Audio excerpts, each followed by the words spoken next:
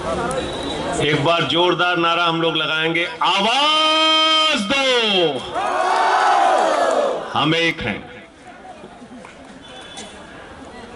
सम्मानित मंच और यहां अपनी मांगों को लेकर लंबी दूरी तय करके देश की सीमा के राज्य से आए हुए आप सभी आंदोलनकारियों का देश की राजधानी दिल्ली में मैं स्वागत करता हूं, अभिनंदन करता हूं, आप सबका वंदन करता हूं।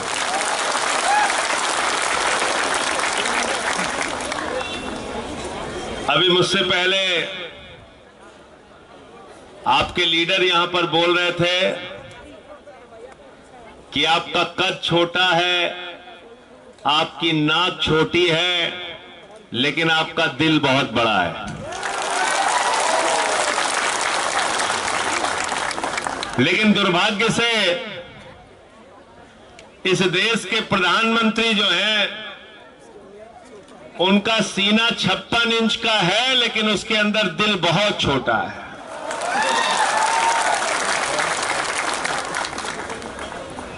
और वो जो उनका दिल है वो सिर्फ अपने लिए धड़कता है, अपने लिए सोते हैं, अपने लिए जागते हैं, अपने लिए उठते हैं। सुबह उठते हैं तो भाषण, रात में सोते हैं तो भाषण, नींद खुल जाती है तब भी भाषण देने लगते हैं।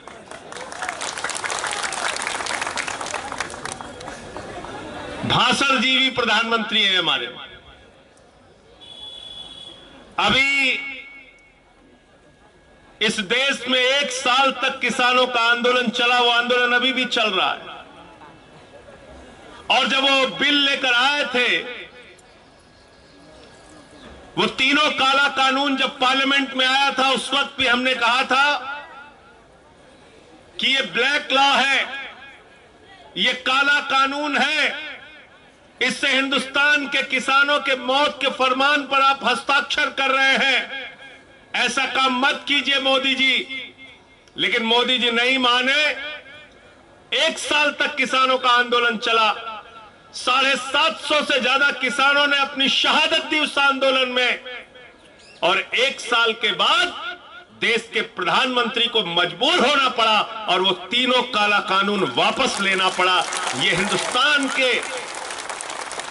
हिंदुस्तान के आंदोलनकारियों की ताकत है।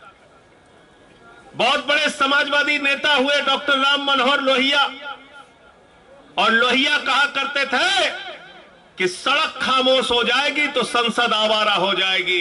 इसलिए सड़क की आवाज को जिंदा रखना है और संसद के लोगों को अपने हक में कानून बनाने के लिए मजबूर करना है। और मैं आपको ये भरोसा दिलाने के लिए आया हूं कि आम आदमी पार्टी, जिस पार्टी से मैं बिलोंग करता हूं, हमने हमेशा जायज बातों की लड़ाई लड़ी, आम आदमी की लड़ाई लड़ी। और दिल्ली में जो सरकार चल रही है अरविंद केजरीवाल जी की सरकार, इस सरकार के बारे में पूरी दुनिया में रिसर्च हो रहा है।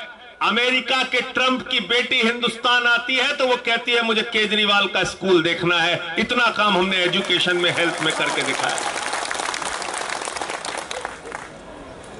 आज एजुकेशन में, हेल्थ में, और यहां पर महिलाएं, नारी शक्ति बैठी हुई है। महिलाओं के लिए दिल्ली एक ऐसा राज्य है जहां पर बस की यात्रा पूरी तरीके से फ्री करने का काम दिल्ली के केजरीवाल जी ने किया।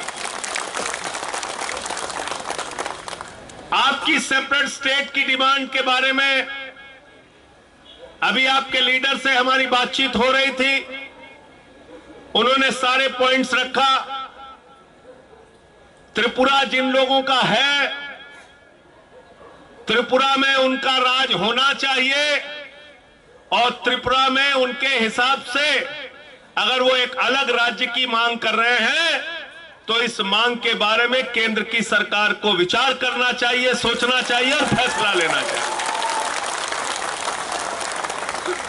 और नहीं तो अभी आपने जैसे बताया 58% वोट शेयर लेकर आप लोग चुनाव जीत कर आए हैं म्युनिसिपल इलेक्शन, ईडीसी इलेक्शन। 23 में जो असेंबली इलेक्शन होगा, आप लोग तय कीजिए, मिलकर यूनाइट होकर ये फैसला कीजिए कि हम अपनी डिमांड को लेकर आगे बढ़ेंगे। अगर बीजेपी हमारी बात को नहीं सुनती तो 2023 में बीजेपी की जमानतें जब्त करा के वहां से उनका सफाया करने का काम करें।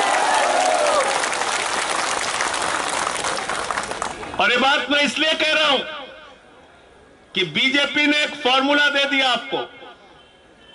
वो फॉर्मूला क्या है? भाजपा से कोई भी काम कराना हो तो चुनाव में उनको हरा दो, वो सारी बात आपकी मान लेते हैं। अभी हिमाचल में जमानत जब्त हुई, इतने दिन से डीजल पेट्रोल का दाम वापस नहीं हो रहा था।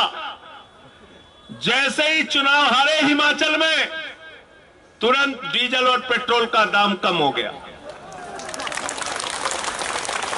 उत्तर प्रदेश में मोदी जी चुनाव की रैली करने गए, सभा करने गए, पूरी भारतीय जनता पार्टी की शक्ति लग गई, भीड़ इकट्ठा करो, भीड़ इकट्ठा करो, भीड़ इकट्ठा करो। आधे से ज्यादा कुर्सियां खाली रही। उनको समझ में आ गया उत्तर प्रदेश भी हारेंगे, तो तीनों काला कानून उन्होंने वापस ले लिया। अभी ईडीसी का चुनाव आप लोगों ने हराया है, डिमांड अपनी जारी रखिए। 22 में यूपी में हारेंगे, पंजाब में हारेंगे, उत्तराखंड में हारेंगे, गोवा में हारेंगे, और जब इनको त्रिपुरा हारने का डर रात में सताने लगेगा तो आपकी मांग को भी मानेंगे। इसलिए चुनाव में हराना, बीजेपी से काम कराना है तो चुनाव में जमानत जब्त कराना है। यह फॉर्मूला है,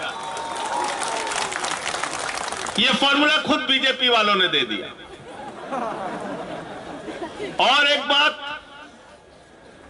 कि इन लोगों से थोड़ा सावधान रहना। जितने कॉन्फिडेंस के साथ भाजपा झूठ बोल सकता है, उतने कॉन्फिडेंस के साथ आप लोग सच भी नहीं बोल सकते। पूरे कॉन्फिडेंस के साथ झूठ बोलते हैं और दिन रात झूठ बोलने का काम करते हैं। हमारे प्रधानमंत्री को न हिस्ट्री का पता, न ज्योग्राफी का पता। हेलो हेलो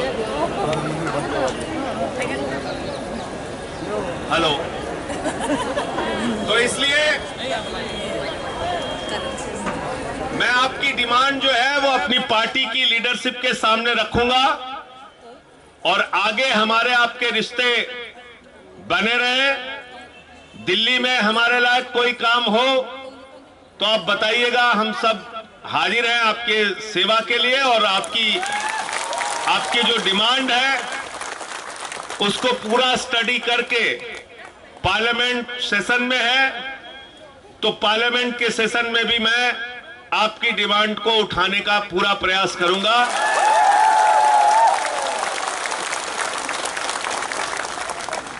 क्योंकि अभी पार्लियामेंट में धक्केशाही चल रही है। किसी को भी पकड़ते हैं, निलंबित कर दिया, सस्पेंड करके बाहर कर दिया। फार्मर्स बिल पे मैंने भी माइक तोड़ा, टेबल पे चढ़ गया, मुझे भी सस्पेंड कर दिया। कहने लगे साहब संजय सिंह ने तो माइक तोड़ दिया। मैंने कहा तुम किसानों की हड्डियां अगर तोड़ोगे तो हम माइक जरूर तोड़ेंगे। आप लोग एक बहादुर कौम है, इस देश के लिए लड़ते हैं, संघर्ष करते हैं, मरते हैं, मिटते हैं।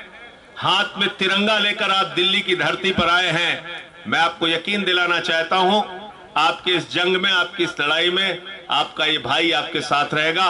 बहुत बहुत शुक्रिया, आपने मुझे यहां बुलाया और इतना सम्मान दिया।